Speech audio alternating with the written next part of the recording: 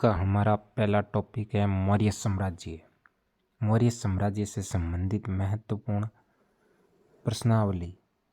कुछ प्रश्न है महत्वपूर्ण। पहला प्रश्न है, मौर्य साम्राज्य के संस्थापक कौन थे? मौर्य साम्राज्य के संस्थापक यानी कि फाउंडर कौन थे? इसका उत्तर आपको देना है। इसका सही उत्तर है चंद्रगुप्त मौर्य। मौर्य साम्राज्य भारत का प्रथम अखिल साम्राज्य था। अखिल भारत का प्रथम साम्राज्य जिसने संपूर्ण भारतीय के वृहद क्षेत्र पर अपना अधिकार स्थापित किया था। इसका कालक्रम आता है 1323 से 323 से 185 ईसा पूर्व। मौर्य साम्राज्य किस वंश के पतन के बाद बना था? तो यह नंद वंश के पतन के बाद बना था। मौर्य साम्राज्य के संस्थापक चंद्रगुप्त मौर्य थे। इन्होंने अंतिम नंद शासक चंद्रगुप्त मौर्य ने अंतिम नंद शासक धनानंद को परास्त करके मौर्य साम्राज्य की नींव डाली थी 323 ईसा पूर्व में। अपने गुरु विष्णुगुप्त चाणक्य या कौटिल्य की सहायता से इन्होंने मौर्य साम्राज्य की स्थापना की थी, कौटिल्य की सहायता से। अगला प्रश्न है, चंद्रगुप्त मौर्य ने घनानंद के किस सेनापति को हराकर उसकी पुत्री कार्नेलिया या इसका अन्य नाम है हेलेना के साथ या कार्नेलिया के साथ विवाह कर लिया था? तो एपियानस, नियार्कस, मेगस्थनीज और सेल्यूकस निकेटर। चंद्रगुप्त मौर्य ने सेल्यूकस निकेटर को हराया था। यह सिकंदर का सेनापति था। सेल्यूकस निकेटर उससे हराकर उसकी पुत्री हेलेना या कार्नेलिया से विवाह कर लिया था। सेल्यूकस निकेटर को हराया था चंद्रगुप्त मौर्य ने 305 ईसा पूर्व में। सेल्यूकस निकेटर ने चंद्रगुप्त को 4 क्षेत्र दहेज के रूप में दिए थे, जिनके नाम एरिया, अराकोशिया, जेड्रोशिया और पेरिस पेनिसडाई हैं, जिसे काबुल, कंधार, हेरात और मकरान भी कहते हैं। ये चारों क्षेत्र दे दिए थे। तो सेल्यूकस निकेटर को चंद्रगुप्त ने भी कुछ उपहार स्वरूप दिए। तो चंद्रगुप्त ने सेल्यूकस को 500 हाथी उपहार में दिए थे। तो सेल्यूकस ने अपना एक राजदूत भी भेजा था, उसका नाम अभी जिक्र नहीं करेंगे, अगला क्वेश्चन ही है।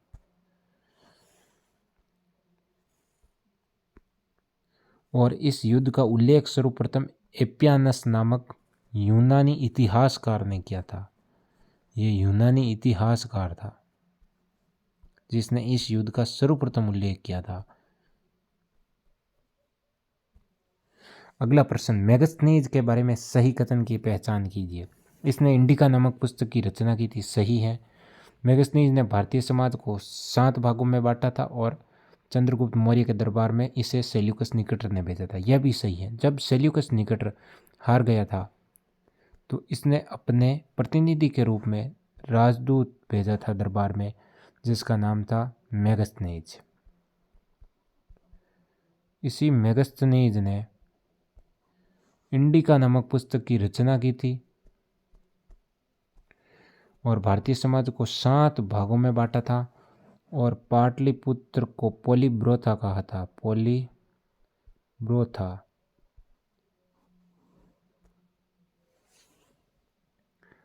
अगला प्रश्न, बिंदुसार किस संप्रदाय का अनुयायी था? तो बिंदुसार आजीवक संप्रदाय का अनुयायी था।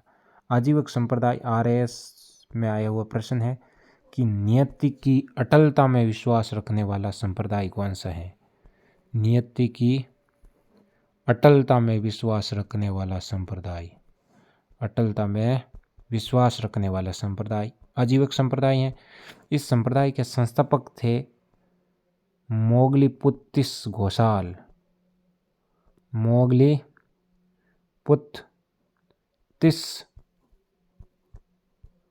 घोषाल, गोशाल।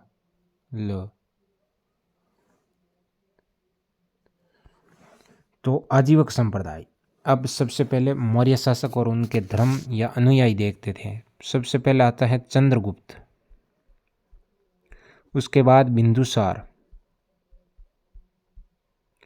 बिंदुसार के बाद अशोक,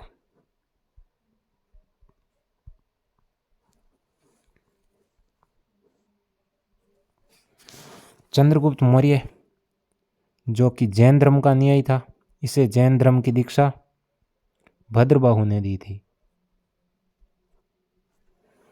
बिंदुसार आजीवक संप्रदाय का अनुयायी था। अशोक जो कि बौद्ध धर्म का अनुयायी था। अशोक को बौद्ध धर्म की शिक्षा उपगुप्त ने दी थी, जबकि यह बौद्ध धर्म कलिंग युद्ध के पश्चात धारण कर लेता है अपने भतीजे श्रमण निग्रोध के कहने पर। बौद्ध भिक्षु में एक प्रकार है श्रमण। अगला, बिंदुसार के समय किस स्थान पर विद्रोह हुआ जिसके दमन के लिए उन्हें एक बार अपने पुत्र अशोक को और एक बार सुसीम को भेजा था? तो बिंदुसार के समय तक्षशिला में एक विद्रोह होता है।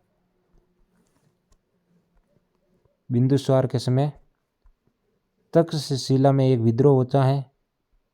पाटलिपुत्र इनकी राजधानी थी। तक्षशिला में विद्रोह होता है, जिनके लिए दमन के लिए एक बार अशोक को भेजा था जो कि उज्जैन का गवर्नर था, और एक बार भेजा था सुसीम को भेजा था। अगला प्रश्न, अशोक के वृद्ध शिलालेखों की संख्या। तो अशोक के सबसे पहले वृद्ध शिलालेखों की संख्या है 14। अशोक के अभिलेख देख लेते हैं। अशोक के अभिलेखों के प्रकार कैसे कैसे अभिलेख हैं? तो अशोक के सबसे पहले तो हैं वृद्ध शिलालेख। अशोक के अभिलेखों में सबसे पहला है वृद्ध शिलालेख, दूसरा है लघु शिलालेख, उसके बाद है वृहद स्तंभलेख,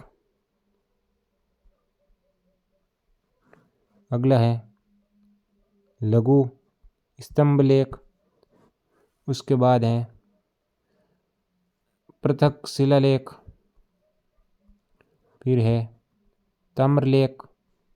ताम्रलेख एकमात्र ताम्रलेख है सोहगोरा ताम्रलेख।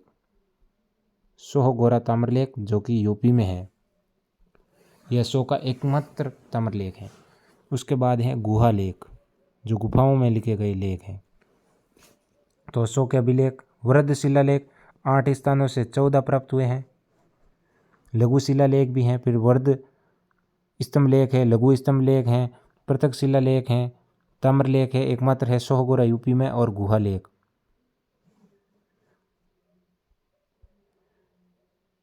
नेक्स्ट प्रश्न, अशोक के शिलालेखों को पढ़ने में सर्वप्रथम किसने सफलता पाई थी? अशोक के शिलालेखों को पढ़ने में सर्वप्रथम सफलता किसने पाई थी?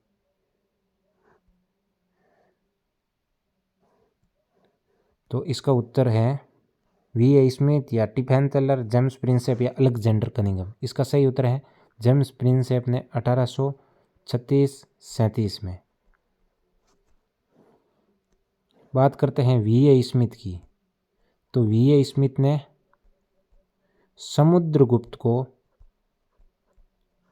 भारत का नेपोलियन कहा है। समुद्रगुप्त को भारत का नेपोलियन कहा है, और इसने राजपूतों की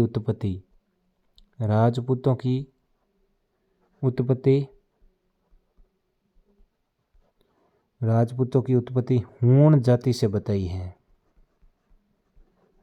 से बताई है। अगला है टिफेंथलर। इसने 1750 ईस्वी में अशोक के अभिलेखों की सर्वप्रथम खोज की थी, जबकि 1836-37 ईस्वी में सर्वप्रथम जेम्स प्रिंसेप ने पढ़ा था। और अलेक्जेंडर कनिंघम भारतीय पुरातत्व के जनक कहा जाता है। भारतीय पुरातत्व के जनक अलेक्जेंडर कनिंघम है, जबकि विश्व पुरातात्विक के जनक या पुरातत्व के जनक हैं रॉबर्ट ब्रूसफुट।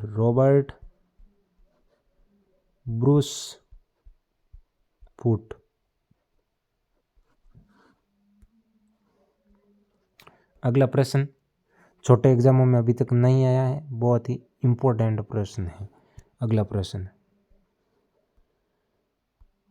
वो प्रश्न इस प्रकार है, ये इंपॉर्टेंट प्रश्न है। 7वां प्रश्न, तमिल ग्रंथ अहनानुरू और मुन्नानूर से किस शासक के दक्षिण विजय की जानकारी मिलती है? बिंदुसार की, अशोक की, चंद्रगुप्त मौर्य की या समुद्रगुप्त की? तो इसका उत्तर आएगा चंद्रगुप्त मौर्य की। चंद्रगुप्त मौर्य की दक्षिण विजय की जानकारी तमिल ग्रंथ अहनानुरू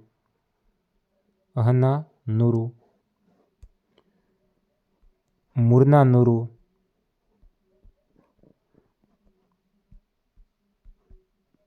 और अशोक के अभिलेखों से मिलती हैं। 3 चीज़ों से इनकी दक्षिण विजय की जानकारी मिलती है। अगला है, बिंदुसार के समय अशोक किस प्रांत का गवर्नर था? तो तक्षशिला में तो विद्रोह हुआ था, एक बार दमन किया सुसीम ने, एक बार अशोक ने। कलिंग का युद्ध तो अशोक ने जीता था। उज्जैन और कर्नाटक, उज्जैन का गवर्नर था यह अवंती का गवर्नर था अशोक, और इसी कारण अशोक की उपाधि मिलती है उज्जैन कर मौली। अगला प्रश्न, अशोक के किस शिलालेख में सुदूर दक्षिण भारतीय स्वतंत्र राज्यों का उल्लेख है? तो इसका उत्तर आएगा द्वितीय अभिलेख में। प्रथम में अहिंसा पर बल दिया गया है और पशु बलि पर रोक लगाने का कहा गया है। चतुर्थ में तो भैरी घोष के स्थान पर, यानी कि युद्ध की नीति के स्थान पर, भैरी घोष के स्थान पर धर्मघोष यानी कि धार्मिक नीति का चर्चा की गई है। 11वां शिलालेख, 11वां में कहा गया है कि मेरे अधिकारी ब्राह्मणों को ना सताए, तो अशोक के दूसरे शिलालेख में सुदूर दक्षिण भारतीय स्वतंत्र राज्यों का उल्लेख मिलता है 4, और एक श्रीलंका का भी उल्लेख मिलता है। दूसरे अभिलेख में श्रीलंका का उल्लेख, चोलों का उल्लेख नहीं मिलता है। दक्षिण भारत के 4 स्वतंत्र राज्यों का उल्लेख मिलता है, जिसमें से है चेर पांड्य, केरल पुत्र और सत्यपुत्र, इनका उल्लेख मिलता है। अगला प्रश्न, किस शासक ने सौराष्ट्र के गवर्नर पुष्यगुप्त वैश्य ने सुदर्शन झील का निर्माण कराया? तो सुदर्शन झील है गिरनार गुजरात में है। सुदर्शन झील गिरनार गुजरात में। इसका सर्वप्रथम अभिलेख के साक्ष्य है रुद्रदामन का जूनागढ़ अभिलेख इसका सर्वप्रथम अभिलेख के प्रमाण है, जिसमें इस झील की जानकारी मिलती है। यह जूनागढ़ अभिलेख संस्कृत भाषा का प्रथम अभिलेख था।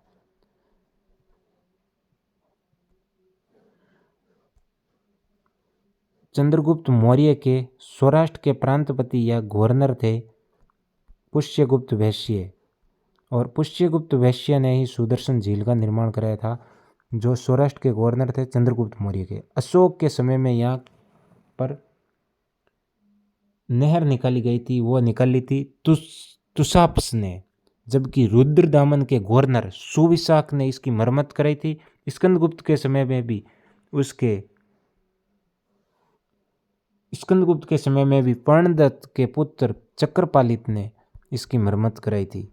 तो निर्माण तो कराया चंद्रगुप्त के समय में पुष्यगुप्त वैश्य ने, अशोक के समय तुसाप्स ने नहर निकाली थी, रुद्रदामन के समय में सुविशाख ने मरम्मत कराई थी, जबकि स्कंदगुप्त के समय पर्णदत्त के पुत्र चक्रपालित ने पुनरुद्धार कराया था। अगला है, डायनोशियस नामक राजदूत किस शासक के दरबार में था? तो राजदूत 3 राजदूतों की बात हो जाती है। पहला था मेगस्थनीज, मेगस्थनीज जो कि सेल्यूकस निकेटर ने भेजा था, चंद्रगुप्त मौर्य के दरबार में था। दूसरा है डायोनोसियस, डायनोसियस, डायनोसियस जो कि बिंदुसार के दरबार में था और इसे भेजा था मिस्र के राजा टोलमी फिलाडेल्फियस ने। और एक था डाइमेकस, डाइमेकस भेजा था मिस्र के राजा ने भेजा ये डायनोसियस, जबकि सीरिया के राजा अंत्यास प्रथम ने या एंटियोकस प्रथम ने भेजा था डाइमेकस को। और सीरिया के राजा से बिंदुसार ने 3 चीज़ों की मांग की, एक तो अंगूर या मीठी शराब, सूखे अंजीर और दार्शनिक, दार्शनिक को नहीं भेजा था, बाकी दोनों को भेज दिया। फिर है सल्लेखना पद्धति द्वारा प्राण त्यागने वाला मौर्य शासक चंद्रगुप्त मौर्य। चंद्रगुप्त मौर्य जिसने 298 ईस्वी ईसा पूर्व में श्रवणबेलगोला कर्नाटक में, श्रवणबेलगोला कर्नाटक में अपने प्राण त्याग दिए थे संलेखना पद्धति या संधारा पद्धति के द्वारा। इसमें होता है कि जीवन के अंतिम दिनों में जब शरीर निर्जर हो जाता है, शरीर जर्जर हो जाता है, तो मोक्ष की प्राप्ति हेतु अन्न जल का त्याग करके उपवास पद्धति द्वारा प्राण त्यागने को संलेखना पद्धति कहते हैं। अगला प्रश्न, अशोक ने स्वयं को मगध का राजा किस शिलालेख में कहा है? तो अशोक ने स्वयं को मगध का राजा भाब्रू शिलालेख में कहा है। कलिंग शिलालेख, कलिंग का तो युद्ध हुआ था 261 ईसा पूर्व। गुर्जरा और मास्की में अशोक का नाम अशोक मिलता है, बाकी में देवानाम प्रियदर्शी राजा या देवनाम प्रियदर्शी राजा मिलता है। कलिंग युद्ध के बारे में असत्य कथन कौन सा है? तो कलिंग युद्ध के बारे में असत्य कथन का चयन करना है। पहला है अशोक ने कलिंग युद्ध अपने राज्याभिषेक के 9वें वर्ष लड़ा था, यह गलत होगा। अशोक ने कलिंग युद्ध अपने राज्याभिषेक के 8वें वर्ष लड़ा था 261 ईसा पूर्व में, तो ये 8वें वर्ष होगा, ये गलत हो गया। कलिंग युग के बाद अशोक ने युद्ध की नीति त्याग दी, बिल्कुल भैरी घोष के स्थान पर धमघोष को अपनाया था। अशोक हृदय परिवर्तन हो गया, युद्ध में मारकाट देकर 1 लाख लोग मारे गए थे, 1.5 लाख घायल हो गए थे। कलिंग का राजा उस समय था, कलिंग का राजा था नंदराज था। कलिंग युद्ध का उल्लेख अशोक के 13वें शिलालेख में मिलता है, बिल्कुल सही है। कलिंग को जीतकर अशोक ने उस साम्राज्य का 5वां भाग बनाया, उसकी राजधानी तोसली बनाई थी, यह भी सही है। मौर्य साम्राज्य का 5वां भाग और उसकी राजधानी तोसली।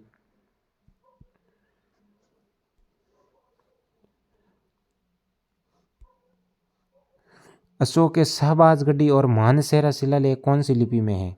तो अशोक के शिलालेखों की 4 लिपियां हैं। अशोक के शिलालेखों की 4 लिपियां हैं, ब्राह्मी, खरोष्ठी, ग्रीक, यह यूनानी भी कहते हैं, और एक है अरमाइक। ब्राह्मी लिपि में भारत में अशोक के जो भी अभिलेख हैं वो ब्राह्मी लिपि में है, जैसे सोपारा है, एरगुड्डी है, वो सभी ब्राह्मी लिपि में। खरोष्ठी लिपि में अशोक के 2 शिलालेख मिलते हैं। खरोष्ठी लिपि में अशोक के 2 शिलालेख मिलते हैं जो कि पाकिस्तान में स्थित है, शाहबाजगढ़ी और मानसेरा, यह है खरोष्ठी लिपि में। अगला है ग्रीक या यूनानी लिपि में। ग्रीक या यूनानी लिपि की बात की जाए तो इस लिपि में अशोक का अभिलेख मिलता है सर-ए-कुना, जो कि 2 भाषाओं में, सर-ए-कुना, अशोक का 2 लिपियों में अभिलेख है, सर-ए-कुना अभिलेख। इसकी लिपि है यूनानी भी है और अरमाइक भी है, यूनानी को भी ग्रीक कहते हैं। यह सर-ए-कुना ग्रीक या यूनानी और अरमाइक 2 लिपियों में है, जबकि ब्रूस्टोफेदन में है एरगुड्डी। और अशोक के अभिलेखों की 4 लिपियाँ हुई इस प्रकार, अशोक के अभिलेखों की 4 लिपि, ब्राह्मी, खरोष्ठी, ग्रीक या यूनानी और अरमाइक। ब्राह्मी में तो भारत के हो गए, खरोष्ठी में शाहबाजगढ़ी मानसेरा, ग्रीक और अरमाइक में सर-ए-कुना हो गया। और तक्षशिला और लघुमान जो कि अरमाइक लिपि में है, तक्षशिला और लघुमान। अशोक का कौन सा अभिलेख 2 लिपियों में है? सरेगुना। तक्षशिला लघुमान कौन सी लिपि में है? यह अरमाइक लिपि में है। अगला प्रश्न, धम्म यात्रा के बारे में सही कथन कौन सा है? तो अशोक ने अपने राज्याभिषेक के 8वें वर्ष धम्म यात्रा की शुरुआत की थी, बिल्कुल सही है। 10वें वर्ष अशोक ने गया की यात्रा की थी, बिल्कुल सही है। 20वें वर्ष उन्होंने रुमिंदई यानी कि लुम्बिनी की यात्रा की, यह भी सही है। अगला, उपरोक्त सभी कथन सही है। अशोक के कौन से स्तंभ लेखों को फिरोज शाह तुगलक उखाड़कर दिल्ली ले गया? तो अशोक के स्तंभ लेखों की बात की जाती है। अशोक के स्तंभ लेख, अशोक के 7 स्तंभ लेख मिले हैं 6 स्थानों से। अशोक के स्तंभ लेख मिले हैं 7, 6 स्थानों से 7 स्तंभ लेख मिले हैं। वो कौन कौन से हैं अभी बात करेंगे। एक है चंपारण जिला बिहार। चंपारण जिला बिहार से कहाँ कहाँ से मिले हैं? वो मिले हैं, एक तो है रामपुरवा, जगह है रामपुरवा, लोरिया अरेराज,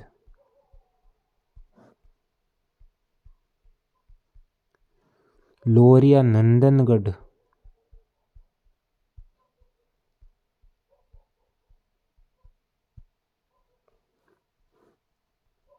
एक है प्रयाग लेक,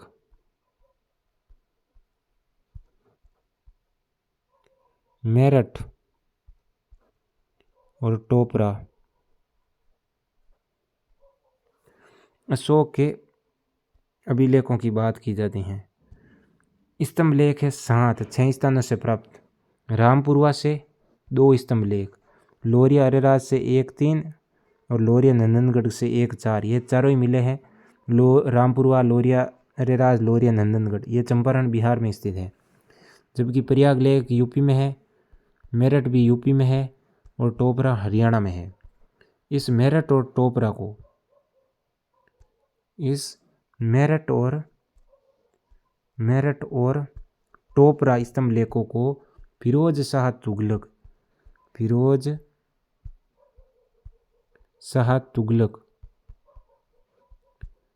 उखाड़ कर दिल्ली ले गया था, मेरठ और टोपरा वालों को।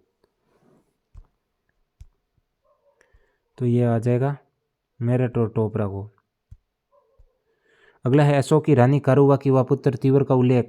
यह कौशाम्बी लेख में हुआ है। अशोक की रानी कारुवाकी और पुत्र तीवर का उल्लेख, इसे रानी का लेख भी कहते हैं। अशोक अभिलेखों में नाम मिलता है देवनाम प्रियदर्शी राजा, परंतु कुछ अभिलेखों में उसका नाम अशोक मिलता है। उन अभिलेखों की पहचान कीजिए।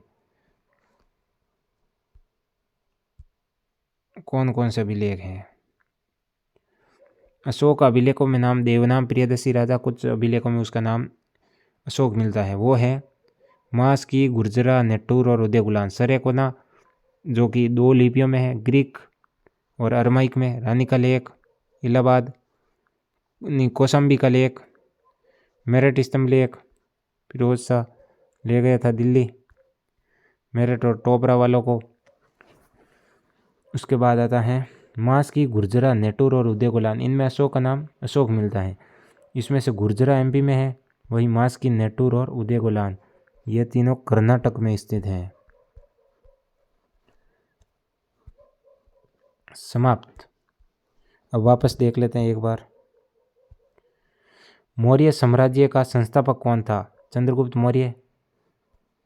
चंद्रगुप्त मौर्य ने घनानंद के किस सेनापति सेल्यूकस निकेटर को हराया? उससे 4 क्षेत्र लिए, एरिया, अराकोसिया, जेड्रोसिया और पेरिस पेमिस्डाई, और 500 हाथी दिए थे चंद्रगुप्त ने सेल्यूकस को। और मेगस्थनीज जिसने इंडिका पुस्तक की रचना की थी और भारतीय समाज को 7 भागों में बांटा था, और ये सेल्यूकस निकेटर का था। चंद्रगुप्त मौर्य का दरबारी राजदूत था और इसने पाटलिपुत्र को पोलिबरोता कहा है। बिंदुसार, हमने देखा था कि चंद्रगुप्त जैन था और अशोक बौद्ध था और बिंदुसार आजीवक मत का था। बिंदुसार के समय तक्षशिला में विद्रोह हुआ। एक बार उसने अशोक को भेजा, दूसरी बार सुसीम को, एक बार सुसीम को। अशोक के वर्ध शिलालेखों की संख्या, तो अशोक के अभिलेखों के प्रकार देखे थे। सबसे पहले है वर्ध शिलालेख, लघु शिलालेख, वर्ध स्तंभलेख, लघु स्तंभलेख, पृथक शिलालेख, गुहा लेख, ताम्रलेख, एकमात्र ताम्रलेख है, सोगरा ताम्रलेख। अशोक के वर्ध शिलालेखों की संख्या 14 है, 8 स्थानों से मिले हैं, 4 लिपियां हैं, ब्राह्मी, खरोष्टी, ग्रीक, अरमाइक। ब्राह्मी भारतीय क्षेत्र में, खरोष्टी में 2 है, शहबाजगढ़ी, मानसेरा, और अरमाइक में है तक्षशिला व लघमान जो कि काबुल में है। तक्षशिला और लघमान अरमाइक में है। सरेकुना द्विलिपि है, द्विभाषी है, यूनानी और अरमाइक में। एरगुड्डी जो कि ब्राह्मी लिपि में है वो ब्राउस्टोफेदन में है। उसके बाद अशोक के शिलालेखों को सबसे पहले पढ़ने में सफलता, तो अशोक के शिलालेख 14 हो गई। सर्वप्रथम खोजा था टिम फैंथलर ने 1750 में, 1836-37 में जेम्स प्रिंसेप ने सर्वप्रथम पढ़ा था। तमिल ग्रंथ आहनानूर, मुरनानूर और अशोक के अभिलेखों से दक्षिण भारत विजय की जानकारी मिलती है। चंद्रगुप्त मौर्य की बिंदुसार के समय अशोक किस प्रांत का गवर्नर था? उज्जैन का गवर्नर था, अवंती का गवर्नर था, उस कारण उसे उज्जैन कर मौलिक की उपाधि प्राप्त थी। अशोक के शिलालेख सुदूर दक्षिण भारतीय राज्य, दूसरे शिलालेख में सुदूर दक्षिण भारतीयों के 4 राज्यों का उल्लेख आता है। चेर, पांडे, केरलपुत्र और सत्यपुत्र का। चेर, पांडे, केरलपुत्र और सत्यपुत्र का। श्रीलंका का भी उल्लेख आता है, चोलों का उल्लेख नहीं आता है। किस शासक के सौराष्ट्र के गवर्नर पुष्यगुप्त वैश्य ने सुदर्शन झील का निर्माण कराया था? यह चंद्रगुप्त मौर्य का था। इसका अभिलेखीय साक्ष्य मिलता है, अभिलेखीय उल्लेख मिलता है रुद्रदामन के जूनागढ़ अभिलेख में।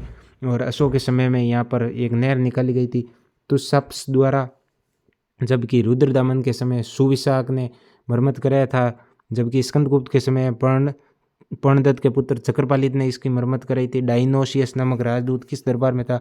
तो मेगस्थनीज था। चंद्रगुप्त मौर्य के डाइमेकस और डाइनोसियस था। बिंदुसार के दरबार में सलेखना पद्धति द्वारा 298 ईसा पूर्व चंद्रगुप्त मौर्य ने अपना प्राण त्याग दिया था। अशोक ने स्वयं को मगध का राजा भाब्रू शिलालेख में कहा है।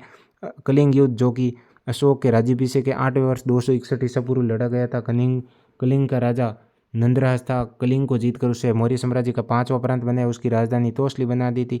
इसका उल्लेख अशोक के 13वें शिलालेख में। इस युद्ध के बाद अशोक ने युद्ध की नीति का त्याग कर दिया था। धर्मघोष के भैरीघोष के स्थान पर धर्मघोष अपना लिया था। अशोक के शहबाजगढ़ी और मानसेरा शिलालेख कौन सी लिपि में है? तो अशोक के शहबाजगढ़ी और मानसेरा अभिलेख खरोष्टी लिपि में है, अरमाइक में है, लघमान और तक्षशिला, जबकि सरेकुना ग्रीक और अरमाइक दोनों में है। अशोक का कौन सा अभिलेख 2 लिपियों में है? अशोक का अभिलेख 2 लिपियों में वो है सरेकुना ग्रीक या यूनानी और अरमाइक में है सरेकुना अभिलेख, जो कि 2 लिपियों में है। धम्मयात्रा अशोक ने राज्याभिषेक के 8वें वर्ष शुरू की थी। राज्याभिषेक के 10वें वर्ष गया की धम्मयात्रा और 20वें वर्ष रुमिंदई यानी लुम्बिनी की यात्रा की। अशोक के कौन से स्तंभलेख को फिरोज शाह तुगलक उठाकर दिल्ली ले गया था? अशोक के 7 स्तंभलेखों की बात की थी। 2 मिले थे रामपुरवा से, एक लोरिया अरेराज, लोरिया नंदनगढ़ 4, उसके बाद प्रयागलेख 5, मेरठ 6 और टोपरा 7। मेरठ और टोपरा को फिरोज शाह तुगलक उठाकर दिल्ली ले गया था। अशोक की रानी कारुबाकी का व पुत्र तिवर का उल्लेख रानी का लेख यानी कौशाम्बी के लेख में मिलता है। अशोक का नाम अभिलेखों में देवनाम प्रियदर्शी मिलता है, कुछ अभिलेखों में उसका नाम अशोक मिलता है। वो अभिलेख कौन कौन से? तो वो है मास्की, गुर्जरा, नेटूर, उदयकुलान। गुर्जरा है MP में, बाकी ये सब है कर्नाटक में है। उसके बाद अशोक के 14 अभिलेख देख लेते हैं। अशोक के 14 अभिलेख, ये 14 शिलालेख, अशोक के 14 शिलालेख।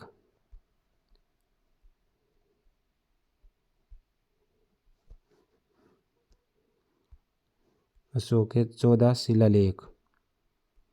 सबसे पहले number 1, number 2, number 3, number 4, number 5, 6, 7, 8, 9, 10, 11, 12, 13 और 14। पहला अभिलेख जिसमें अहिंसा पर बल दिया गया है, प्लस पशु बलि यानी कि पशु हत्या पर रोक का प्रयत्न किया गया है। दूसरा जिसमें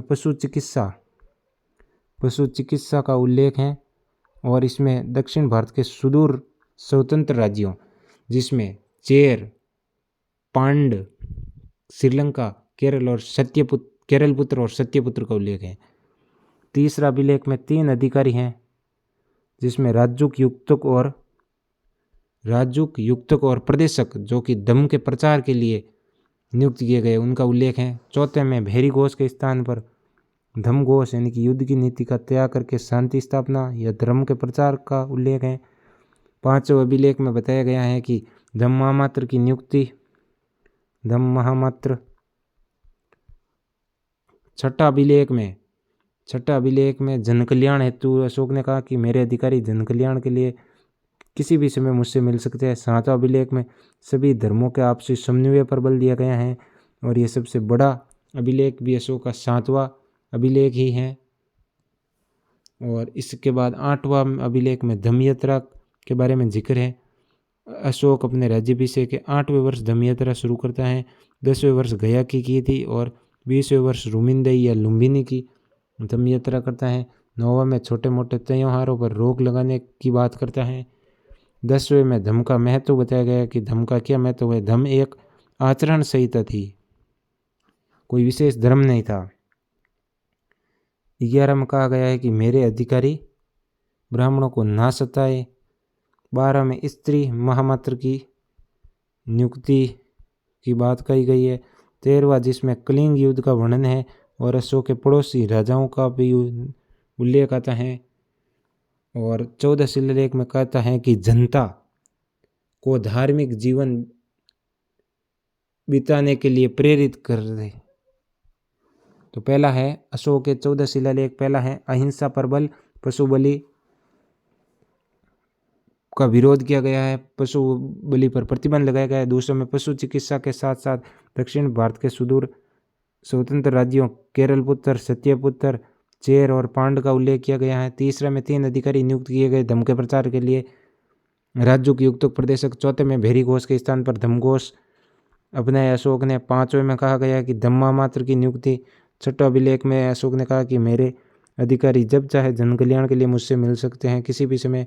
7वें में धर्मों के आपसी समन्वय पर बल दिया गया और ये 7वां अभिलेख सबसे बड़ा है। अशोक 8वें शिलालेख में धम्म यात्राओं के बारे में जानकारी मिलती है, जो कि राज्याभिषेक के 8वें वर्ष शुरू की थी और 10वें वर्ष गया, 20वें वर्ष लुम्बिनी की यात्रा की। 9वें में छोटे मोटे त्योहारों पर रोक लगाने की बात करता है। 10वें में कहता है धम्म का महत्व बताता है। 11 में कहता है कि मेरे अधिकारी ब्राह्मणों को ना सताए। 12 में स्त्री महामात्रों की नियुक्ति करता है। 13वें में कलिंग युद्ध का वर्णन है और पड़ोसी राजाओं का उल्लेख आता है। 14 अभिलेख में अशोक कहता है कि जनता को धार्मिक जीवन बिताने के लिए प्रेरित करता है।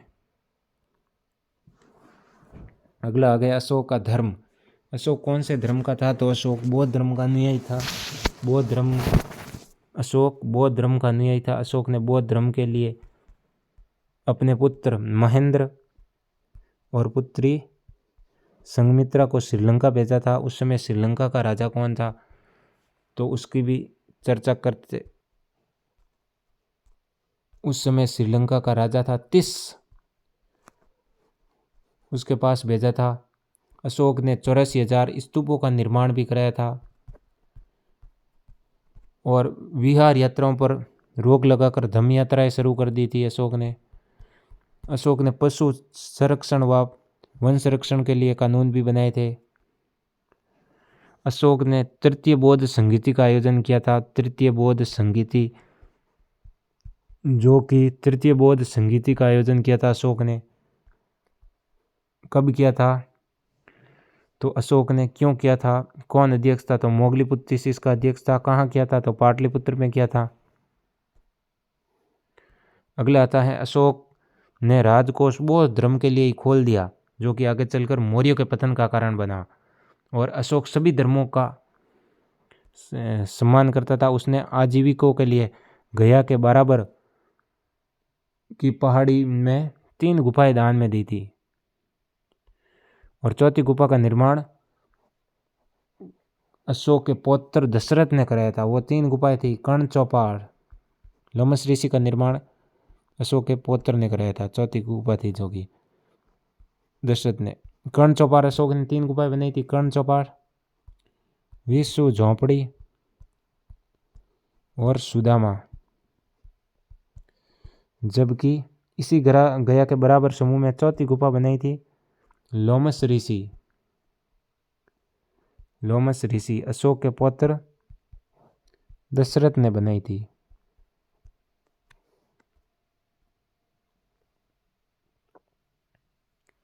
उसके बाद बौद्ध धर्म अनुयायी था तो पतन होने लगा मौर्य धर्म का।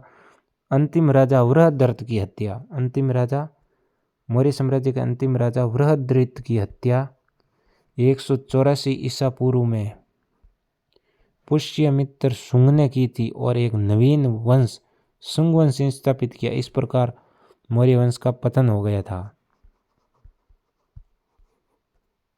उसके बाद मौर्य साम्राज्य में 5 प्रांत थे, उत्तरापथ, दक्षिणापथ, मध्य देश और कलिंग जो कि अशोक ने जीता था, और उसी के साथ साथ ही एक और था अवंती राष्ट्र। मध्य देश की राजधानी पाटलिपुत्र, उत्तरापथ की तक्षशिला, दक्षिणापथ की सुवर्णगिरी, कलिंग की तोसली और अवंती राष्ट्र की उज्जैनी। मौर्य प्रशासन में 18 तीर्थों का उल्लेख आता है। 18 तीर्थ थे जो कि तीर्थ यानी कि विभाग थे, और 26 अध्यक्षों का उल्लेख आता है, यह भी विभागों से संबंधित है। तो 18 तीर्थ और 26 अध्यक्षों का उल्लेख मौर्य प्रशासन में अर्थशास्त्र में मिलता है। और अर्थशास्त्र में ही राज्य का सप्तांग सिद्धांत बताया गया, जिसमें सप्तांग सिद्धांत में राजा, उसका अमात्य यानी कि मंत्री, मित्र, कोष, सेना, दुर्ग और जनपद होना चाहिए। उसके बाद एक आता है आठविक कौन था, ये प्रश्न पूछा गया। आठविक क्या है? आठविक जो कि एक प्रमुख तीर्थ था, वो कि वन विभाग का अधिकारी, वन विभाग का अधिकारी आठविक कहलाता था।